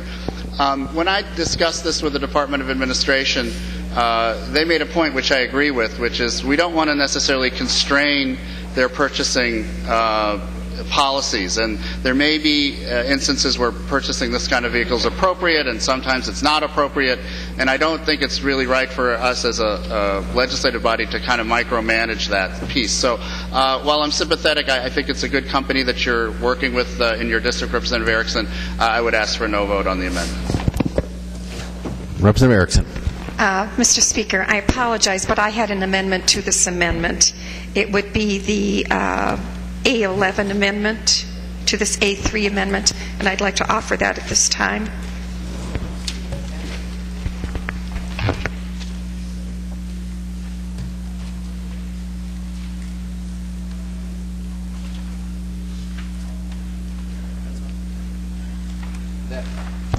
Representative Erickson, that's an amendment to the A10 amendment, not to this amendment. I apologize. I have it written differently, but I will then speak to the amendment that Representative Hornstein does not want to accept.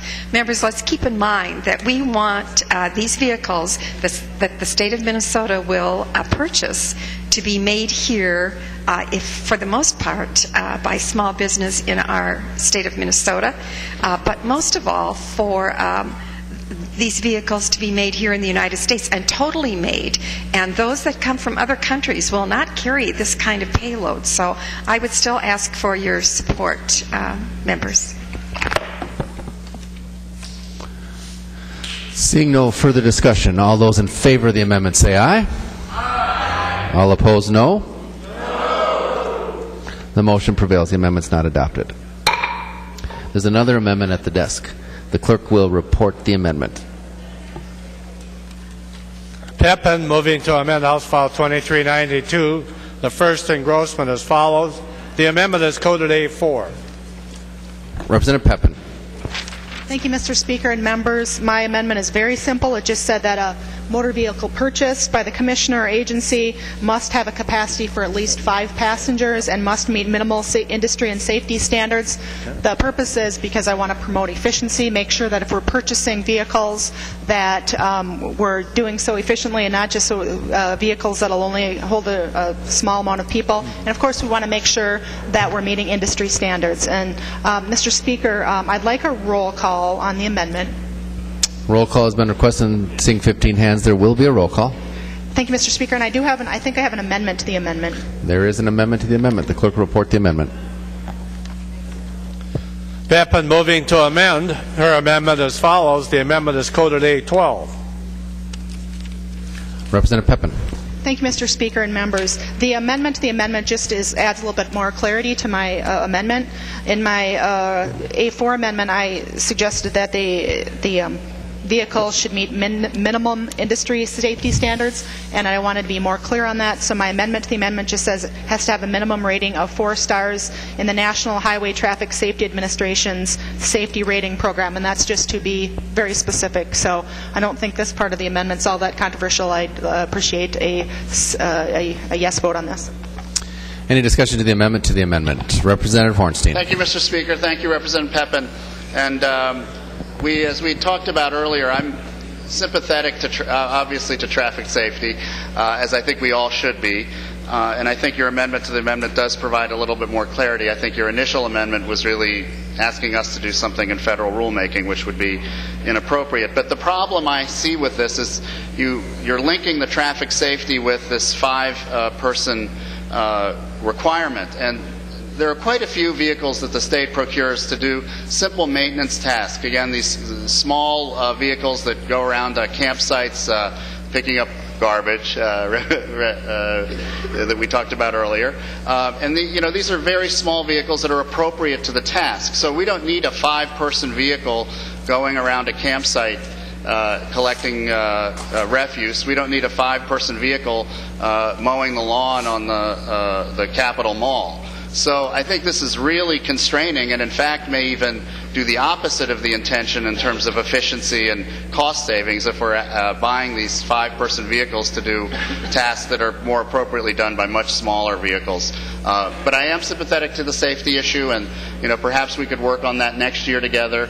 I think whether you're talking about electric vehicles or traditional gas vehicles, we ought to make sure that those are complying with safety standards. But members, because this is linked to this 5-person requirement, I would ask for a no vote. We're on the amendment to the amendment. Any further discussion? Seeing none, all those in favor of the amendment say aye. All opposed, no.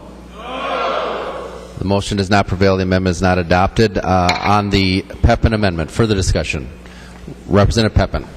Thank you, Mr. Speaker and members. Well, I think this is still an important amendment, and to Representative Hornstein's point, and I do appreciate him speaking with me about this earlier. I know we have a small amount. I think it's less than 10% of our fleet is the small compact sedan size, and this would be for passenger use, not necessarily for garbage collection. And I think the safety standards are very important. So, members, I would ask for a green vote. Seeing no further discussion, the clerk will take the roll on the amendment.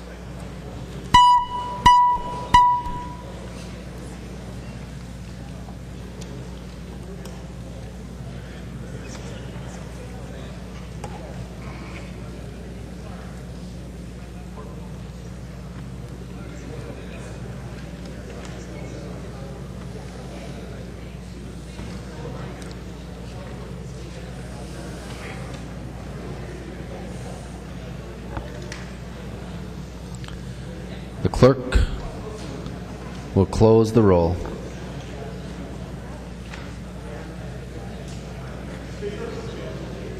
Dabney votes no. There being 63 ayes and 69 nays. The motion does not prevail. The amendment is not adopted. There is another amendment at the desk. The clerk will report the amendment. Drazkowski moving to amend House File 2392, the first engrossment as follows. The amendment is coded A5. Representative Drazkowski. Thank you, Mr. Speaker and members. The A5 amendment, realizing as I read the bill, and thank you for reminding us of our discussion in the Government Operations Committee, Representative Hornstein, and I'm always there to help wordsmith. That doesn't necessarily mean endorsement of this bill or this section or probably chapter of law. But realizing that the intent of this chapter and this section in law is to be responsible to the environment, this amendment is a helper amendment, Representative Hornstein, to make certain that the efforts by the state government are made in a way to ensure that these electric vehicles, if they are purchased, are actually being more environmentally responsible than the similar gas-powered vehicles. And so, members, Representative Hornstein and Mr. Speaker, I'd encourage your support of the amendment. Representative Hornstein. Thank you very much, Mr. Speaker, and Representative Drazkowski. I appreciate your Earth Day environmental activism here. Members, we're again talking about a life cycle here of environmental impacts. So there may be some environmental impacts that are worse on the emissions end with traditional vehicles that are much improved with electric vehicles. And again, it's very difficult. I think we're asking a major expansion of a mandate to government by asking the Department of Administration to just go through all of these different criteria as to what environmental impact is. Where's the data? How are we defining it? We're really asking our government to go way beyond what is really needed to simply procure vehicles. So in the interest of efficient government, this is one where I think we should vote no, as well as not really being able to, not really having the whole life cycle data on environmental impacts. So thank you very much, Representative Drazkowski, for the amendment, but I would ask for a no vote. Seeing no further discussion, all those in favor of the amendment say aye. Aye. All those opposed, no. No. The motion does not prevail. The amendment is not adopted. There's another amendment at the desk. The clerk will report the amendment. Leidinger moving to amend House File 2392, the first engrossment as follows. The amendment is coded A6. Representative Leidinger. Thank you, Mr. Speaker. Of course, in honor of Earth Day, this amendment, we would take it a step further, so that wherever we can, we would use regenerate our electrical vehicles with entirely from renewable energy where it's available. So I think that this is a very good amendment that you should, and a very friendly amendment that you should take, Representative Hornstein. Representative Hornstein. Thank you very much, Mr. Speaker and Representative Leidiger. Well, if the previous Drazkowski amendment was a real expansion of government, this really takes the cake.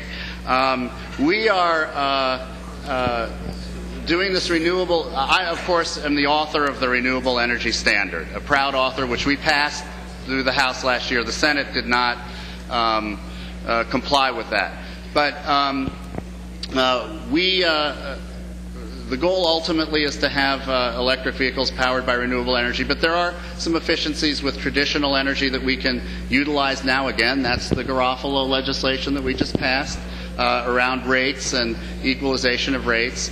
And so, well, I believe this is in spirit a good amendment. In practicality, we're not there yet, and that's why I would encourage you, Representative Leidiger, I know that you're moving on, but maybe as a private citizen you could be a real advocate for that increased renewable energy standard. And then I think this amendment would really work well. So for that reason, members, I'd ask for a no vote.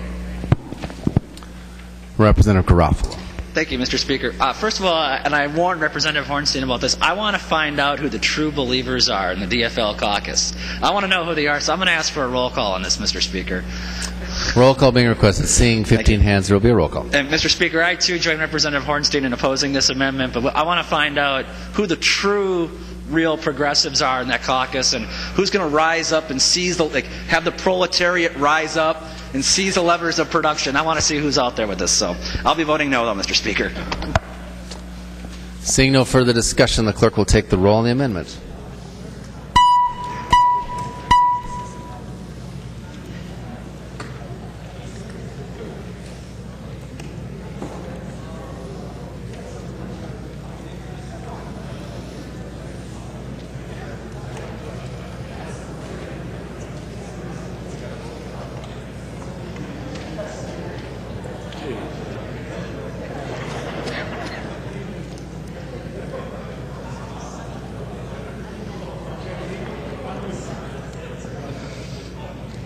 The clerk will close the roll.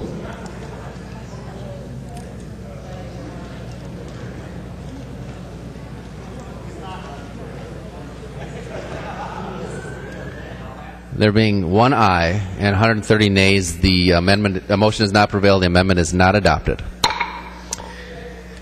There's another amendment at the desk. The clerk will report the amendment. Drazkowski moving to amend House File 2392, the first engrossment, as follows. The amendment is coded A7. Representative Drazkowski. Thank you, Mr. Speaker.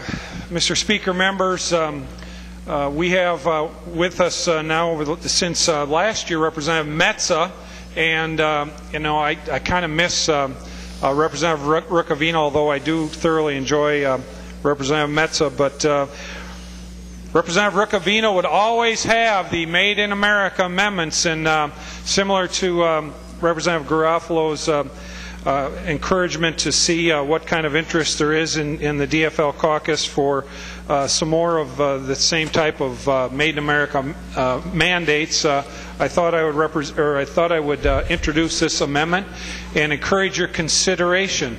And thank you, Mr. Speaker.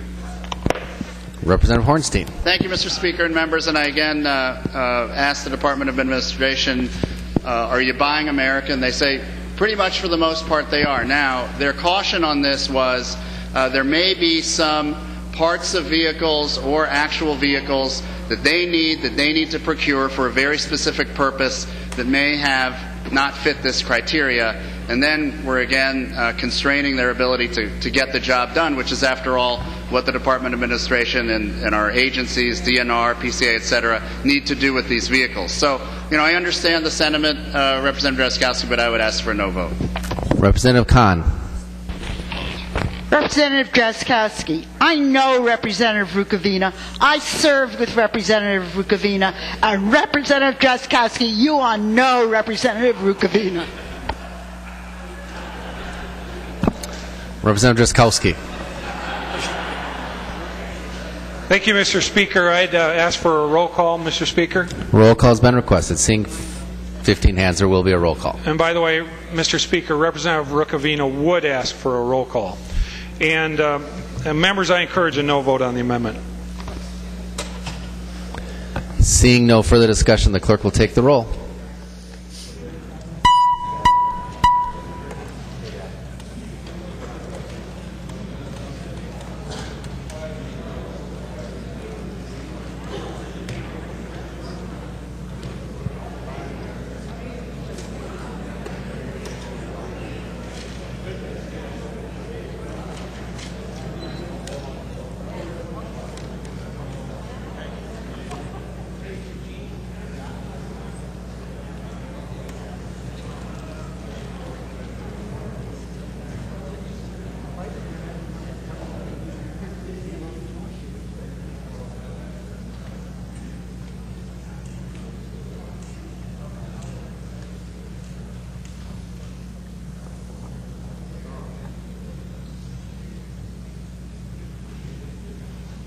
The clerk will close the roll.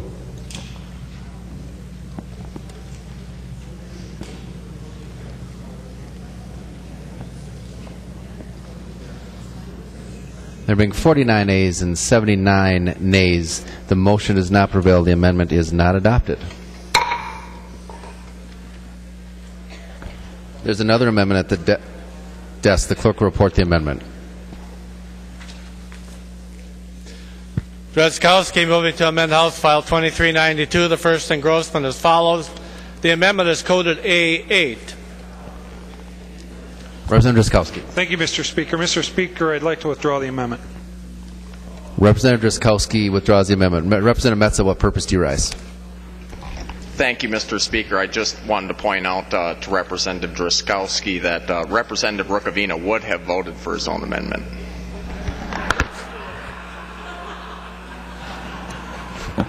There's another amendment at the desk. The clerk will report the amendment. Drazkowski moving to amend House File 2392, the first engrossment as follows. The amendment is coded A9. Representative Drazkowski.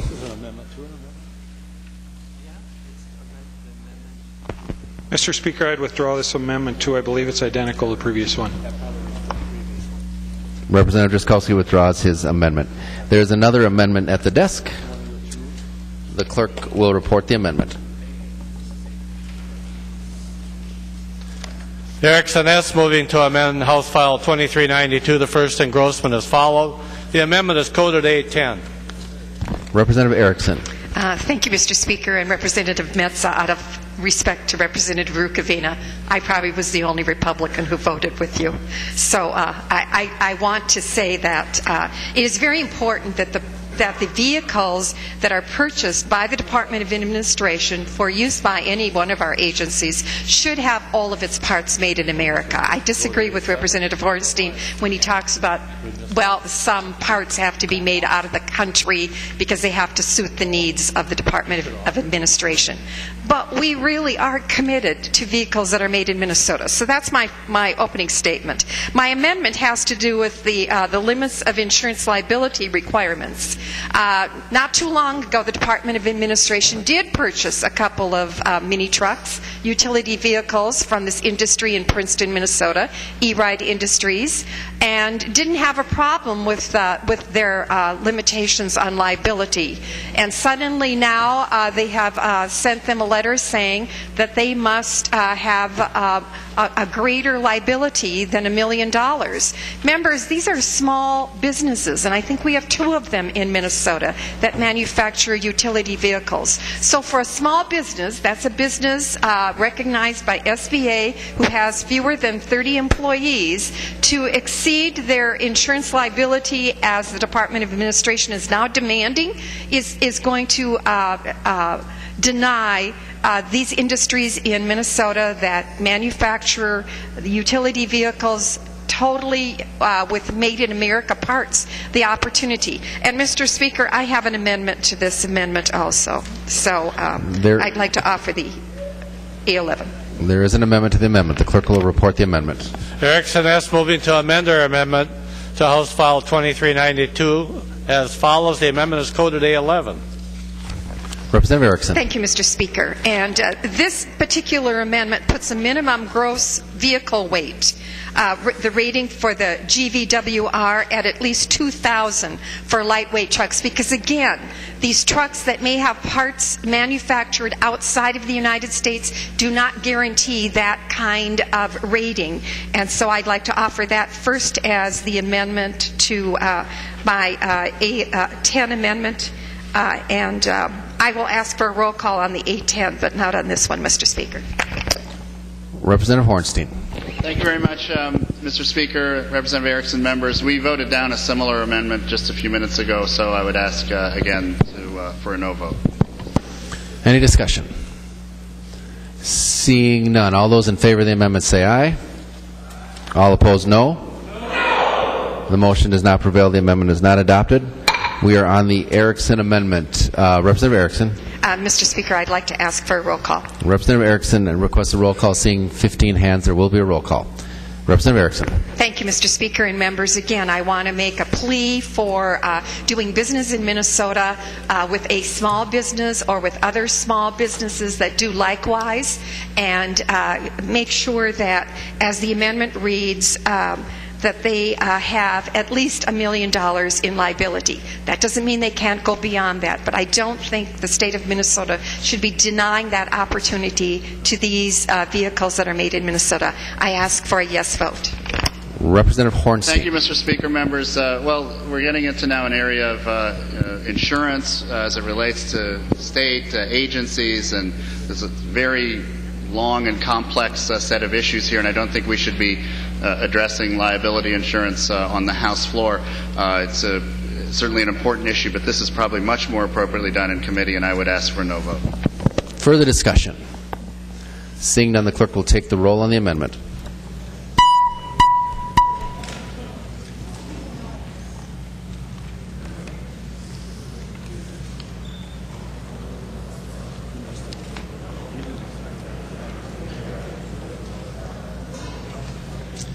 Clerk will close the roll.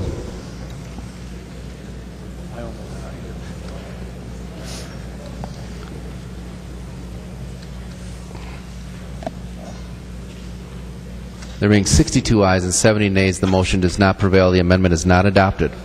There are no further amendments at the desk. The clerk will give the bill its third reading. Third reading, House File 2392. Third reading.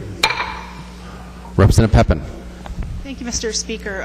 Would Representative Hornstein yield to, I think, maybe 2 questions? He will. Representative Pepin.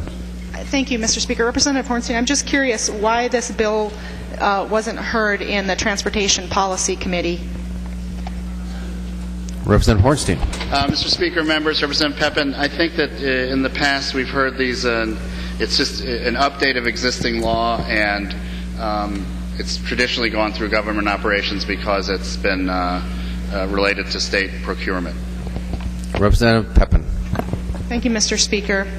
And Representative Hornstein, well, I guess I could ask Representative Earhart, but I see he's busy back there. It seems like this should go through transportation policy. I'm on GovOps, though, and I didn't notice it through committee, so I guess I'll excuse you on that one. But my second question is, I noticed the Senate version of the bill was slightly different, and they haven't heard it on the floor of the Senate, but I do have some concerns with your bill as it is, and I have even more concerns with the Senate bill. The Senate language takes out that sentence altogether, so it says, the commissioner or the agency shall purchase a motor vehicle that is capable of being powered by cleaner fuels or a motor vehicle powered by electricity or by the combination of electricity and liquid fuel if the vehicle is capable of carrying out the purpose of which it is purchased. So that is very clear mandatory language. It basically says that they're going to have to buy some type of electric or hybrid vehicle no matter what. And I just want to get a commitment from you that even though I don't support necessarily your House bill, I do like it better than the Senate bill. And is it your intention to support or to fight for your provisions if this were to go to conference committee? Representative Hornstein.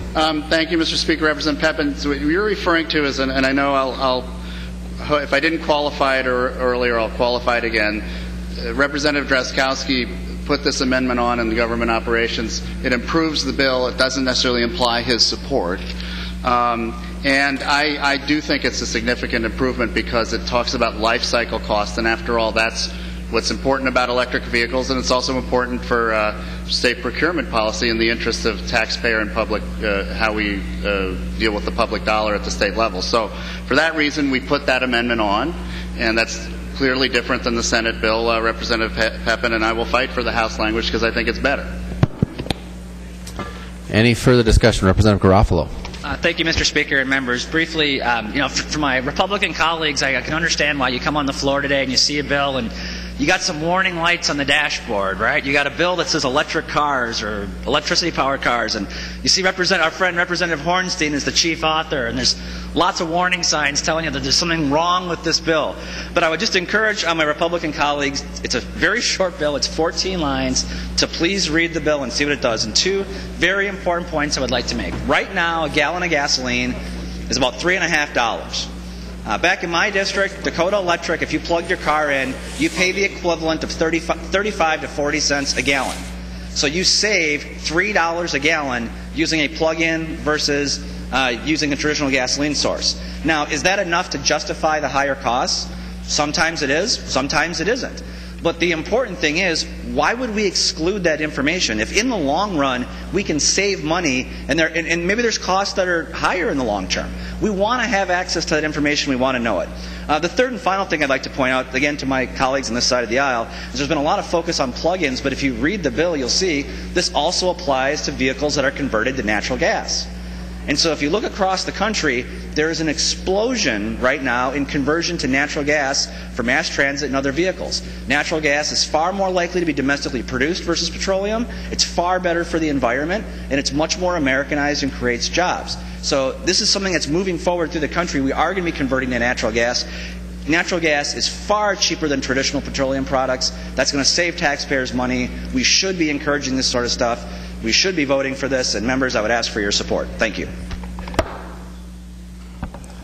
Representative Hornstein. Thank you very much. Thanks, members, for the good debate, and I really appreciated those comments, Representative Garofalo. You made the case for electric vehicles, and I also wanted to amplify another point that Representative Garofalo made as you're preparing to think about how you're going to vote on this. I might be losing Representative Paymar's vote with this statement, but when we talk about clean fuel vehicles, 1,600 of them are flex fuel vehicles, and only 34 are either electric vehicles or hybrids or plug-in hybrids. So, we want to increase that number of electric vehicles, clearly, but when we're talking about clean vehicles, I think Representative Garofalo's point is well taken that we're talking about a lot of different kinds of vehicles. So this is a vote for the future. It's a vote for cleaner transportation and more sustainable transportation. I'd encourage a yes. Seeing no further discussion, the clerk will take the roll on the bill.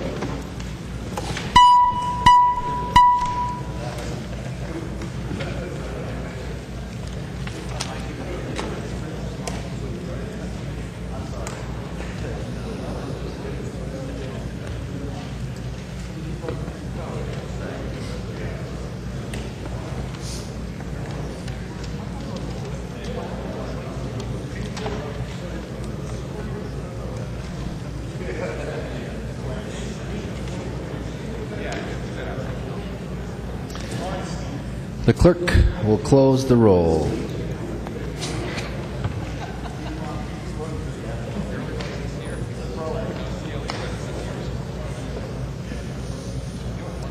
There being 95 ayes and 37 nays, the bill is passed and its title agreed to. Report from the Committee on Rules and Legislative Administration. Report from the Committee on Rules and Legislative Administration. Murphy E. for the Committee on Rules, pursuant to Rule 121 and 333, designates the following bills to be placed on the calendar for the day for Thursday, April 24th, 2014. Senate File 663, House File 1425, 2236, and 2853, Senate File 2310, and House File numbers 2293, 3073, 2695, 2785, and 653. Motions and resolutions. There are copies of the non-controversial resolutions online and at the front desk. If there's no objection, we'll take those motions first. Hearing no objections, those motions prevail. Announcements. Representative Carlson. Mr. Speaker, members, just to give people a heads up, the Conference Committee on the Supplemental Appropriations Bill will meet 1/2 hour after the Senate adjourns. They're still debating the education bill. We're in 123 if anybody's interested in attending. So 1/2 hour after Senate adjournment. Any other announcements? Representative Mariani. Speaker, members, I want to announce that we're going to have a short informational hearing in the with the K-12 Policy Committee, Room 10 in the State Office Building. We'll meet at 4:30, and my goal is to get us out of there no longer than an hour. Hope to see you there. Any further announcements? Representative Murphy. Thank you, Mr. Speaker and members. DFL members, I just want to announce that we will caucus tomorrow morning at 9 a.m. before we come into the floor session. Please mark your calendars. And Mr. Speaker, I move that when the House adjourns today, it adjourns until 10 a.m. Wednesday, April 23rd, 2014. Representative Murphy moves that when the House adjourned today, it adjourned until 10 a.m. Wednesday, April 23rd, 2014. All those in favor say aye. All opposed, no. The motion prevails. Representative Doubt. Thank you, Mr. Speaker. For the GOP members, we also will caucus at 9 a.m. tomorrow morning in our regular caucus room here at the Capitol. Representative Murphy. I move that the House do now adjourn. Representative Murphy moves that the House do now adjourn. All in favor say aye. All opposed, no. The motion prevails. The House stands adjourned until 10 a.m. Wednesday, April 23rd, 2014.